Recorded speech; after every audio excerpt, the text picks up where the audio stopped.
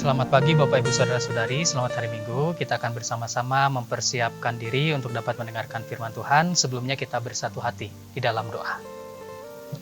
Bapa yang Maha Baik, pada kesempatan saat ini kami bersama-sama memberi diri bagi firman-Mu, supaya kami senantiasa dapat dikuatkan, dan melebihi itu kami senantiasa diterangkan jalan hidup kami dan kami bisa sesuai dengan kehendak Tuhan.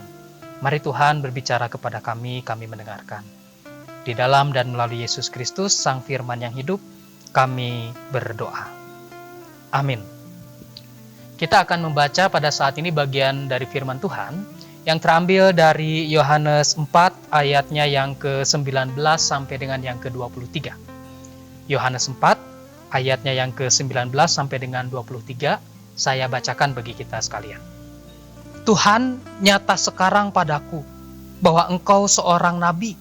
Nenek moyang kami menyembah di atas gunung ini, tetapi kamu katakan bahwa Yerusalemlah tempat orang menyembah.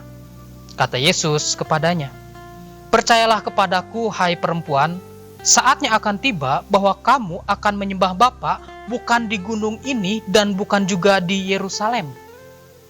Kamu menyembah apa yang tidak kamu kenal, kami menyembah apa yang kami kenal, sebab keselamatan datang dari bangsa Yahudi. Tetapi saatnya akan datang dan sudah tiba sekarang, bahwa penyembah-penyembah benar akan menyembah Bapa dalam roh dan kebenaran. Sebab Bapa menghendaki penyembah-penyembah demikian. Demikianlah firman Tuhan, dan berbahagialah kita semua yang bukan hanya bersedia untuk membaca, tapi dapat mendengarkan, merenungkan, memelihara, dan memberlakukan firman Tuhan dalam kehidupan sehari-hari. Hosiana. Bapak Ibu Saudara-saudari yang dikasihi Tuhan, kalau boleh saya bertanya, apa tujuan Anda beribadah di gereja?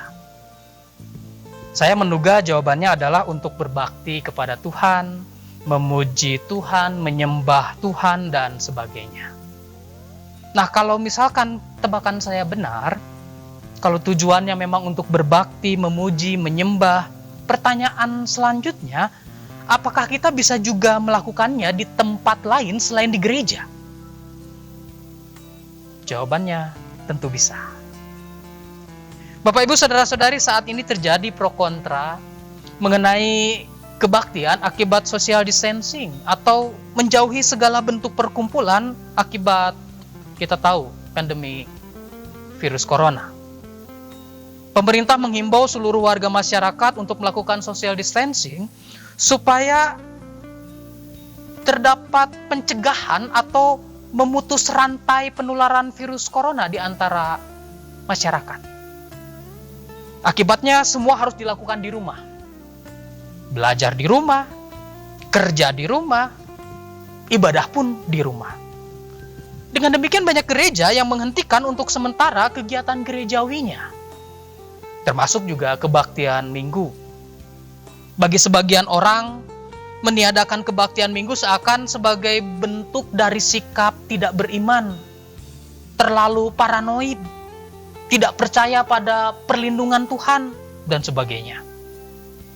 Bahkan untuk menguatkan pandangannya, dikutiplah ayat Alkitab.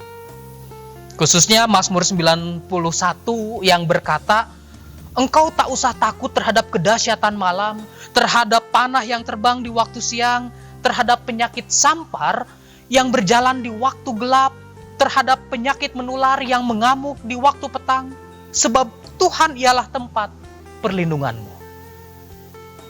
Tetapi ternyata ada juga orang yang pro terhadap ibadah yang diselenggarakan di rumah. Mereka berpandangan kalau kebaktian di gereja kita bisa menularkan virus corona.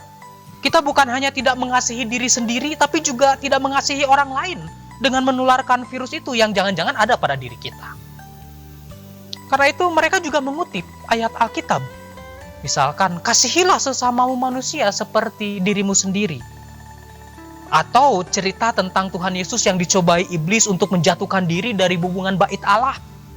Di situ Tuhan Yesus berkata, ada tertulis, jangan mencobai Tuhan Allahmu. Nah, jika demikian, yang terjadi adalah perang ayat.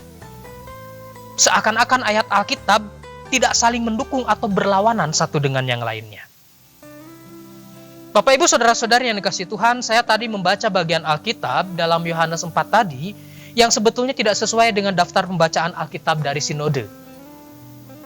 Tujuannya supaya semakin meneguhkan dan meyakinkan kita semua akan kondisi yang kita alami saat ini. Tuhan Yesus dalam bacaan kita tadi mengatakan bahwa saatnya akan tiba bahwa kamu akan menyembah Bapa bukan di gunung ini dan bukan juga di Yerusalem, ayat 21. Dan ayat ini menegaskan bagian ayat selanjutnya, yaitu tetapi saatnya akan datang bahwa penyembah-penyembah benar akan menyembah Bapa dalam roh dan kebenaran, ayat 23. Kita tahu bahwa Yesus adalah orang Yahudi yang sejak usia 12 tahun sudah ke bait Allah di Yerusalem. Kita tahu cerita itu.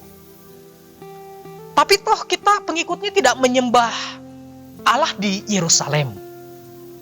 Karena tepat sekali apa yang Yesus sampaikan, bahwa kita menyembah Allah dalam roh dan kebenaran. Artinya, Yesus sedang menunjukkan cara beribadah yang sesungguhnya. Kita menyembah Allah itu dalam roh dan kebenaran. Jika kita menyembah dalam roh, maka kita tidak dibatasi oleh lokasi, kita tidak dibatasi oleh ruang, kita tidak dibatasi oleh waktu, kita tidak dibatasi oleh tempat. Dimanapun kita bisa menjumpai Allah yang juga adalah roh, di sanalah kita bisa beribadah. Dan kita pun menyembah Allah dalam kebenaran, yang mengindikasikan bahwa hidup kita memang harus benar di hadapan Allah jika mau menyembah Dia. Oleh karena itu, tidak eloklah jika kita mempertentangkan ibadah itu harus dan wajib di sana atau di sini, benar di sana atau di sini. Tapi indikator peribadahan kita adalah kita memiliki persekutuan dan pergaulan yang akrab dengan Tuhan. Itu yang utama. Dengan demikian mungkin ada yang berkata, karena itu benar dong Pak Pendeta, kalau misalkan kita kebaktian di gereja, oh iya memang benar. Tapi bukan berarti salah juga ketika kita melakukan peribadahan di rumah. Melalui sejarah bangsa Israel kita juga mendapati bagaimana bangsa itu pernah melakukan peribadahan di rumah. Yaitu ketika sedang mengalami penjajahan Babel, di mana bait Allah hancur. Di manakah mereka beribadah? Di rumah. Atau jemaat mula-mula sepeninggal Yesus yang sudah naik ke sorga, mereka melakukan peribadahan, berkumpul. Di mana mereka melakukannya? Di rumah. Dan itu kita kenal dengan sebutan jemaat rumah. Atau juga peristiwa keji yang dilakukan pemerintah Romawi kepada pengikut Yesus setelah Yesus sudah tidak bersama-sama dengan mereka, yang menjadikan mereka hanya bisa beribadah juga di rumah. Dengan demikian, ini bukan tentang beriman atau tidak beriman ketika kita beribadah di rumah atau di gereja, tapi justru sebagai bentuk solidaritas kita sesama manusia supaya kita bisa segera menghentikan pandemi COVID-19 ini. Maka dari itu, saya menekankan kita semua, khususnya warga jemaat GKP Bandung, bahwa peribadahan yang saat ini kita lakukan di rumah, ataupun juga di minggu depan yang juga masih akan dilakukan di rumah, peribadahan itu sama nilainya dengan peribadahan yang kita lakukan di gereja. Yang utama adalah, jika kita memiliki persekutuan dan pergaulan yang intim dengan Tuhan, disitulah makna peribadahan yang sesungguhnya. Di minggu-minggu Prapaskah ini, mari kita sama-sama menahan diri untuk bisa berada di rumah sebagai bentuk solidaritas dan berjuang bagi kehidupan bersama yang Tuhan anugerahkan kepada kita. Bukankah Prapaskah sejatinya adalah juga distansi? Masa untuk berdisiplin rohani, menahan diri. Terlebih kita saat ini sedang ingin menahan diri untuk tidak keluar dari rumah, menjaga diri kita juga menjaga banyak orang. Mari Bapak Ibu Saudara-saudari, kita tetap beribadah. Selamat beribadah Jaga diri baik-baik dan ingat, iman harus disertai dengan imun. Amin.